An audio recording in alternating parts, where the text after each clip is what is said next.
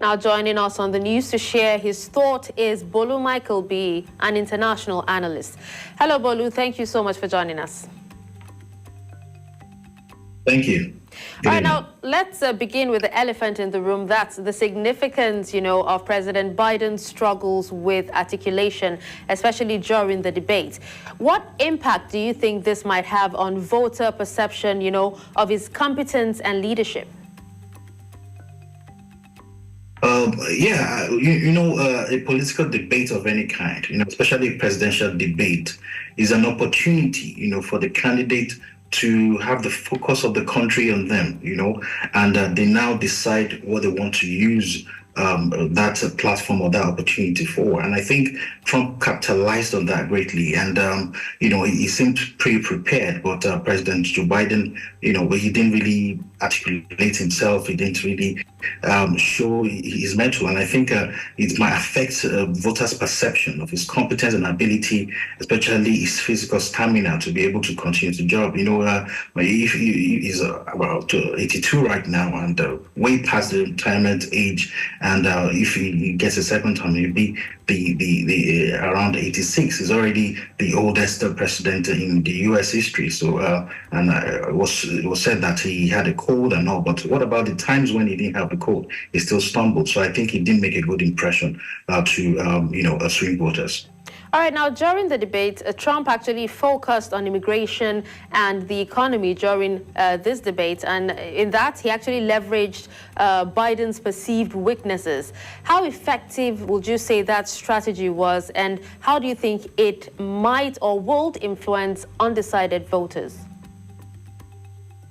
Yeah, and in the book, How to Win Election, Cicero said that they'll tell the people what they want to hear, and if you don't, they'll punish you for it.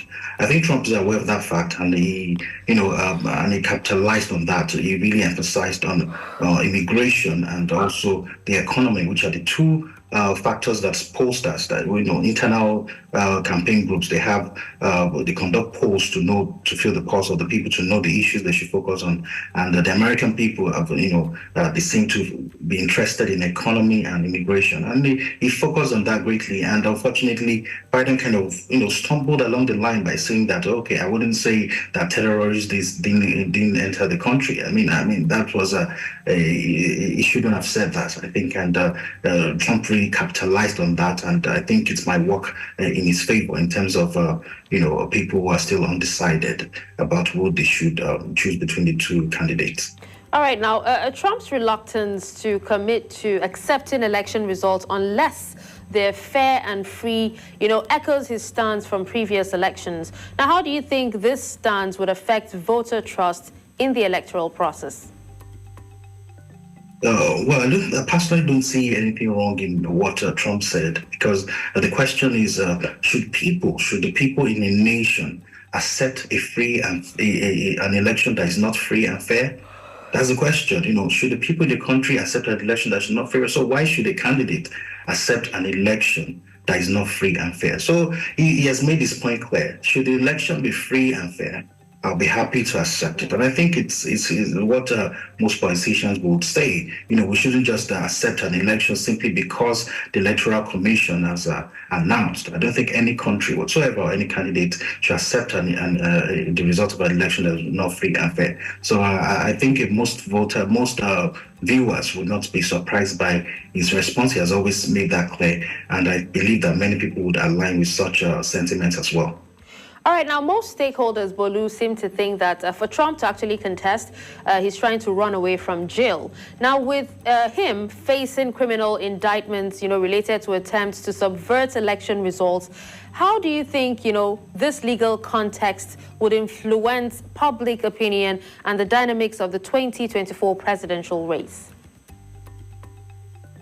First, there's this principle of the immunity whereby a president cannot really be punished, for acts that they did in office while in office, and I think a lot of people are having that sympathy towards Trump now because they probably believe that it's politically motivated, all the legal battles and all, and Trump so far has been able to surmount them, which may make him have that perception of a strong leader. So he might actually get sympathy votes, and he might actually could come across to him and come across the voter as a strong person. Also, he has been able, he has faced worse issues. When he was running for the first time, they said he groped women. A lot of things went around about him, and he was still able to defeat Hillary Clinton. I don't think people will care much about the legal battle that he's facing right now, because the issues that are important to the American people is the economy rather,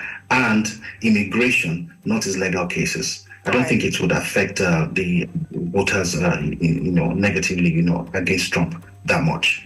All right. Well, thank you so much, Bolu, for your analysis on this. We appreciate you for your time. My pleasure. Thank you for having me.